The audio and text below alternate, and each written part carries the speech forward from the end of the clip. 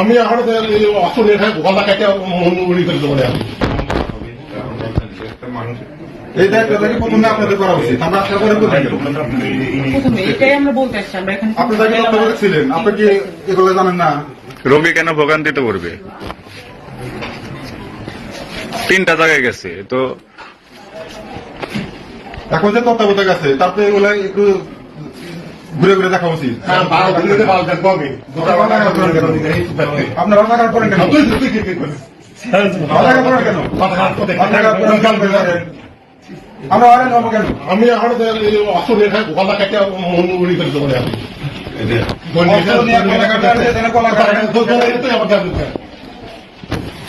এখানে তো শুধু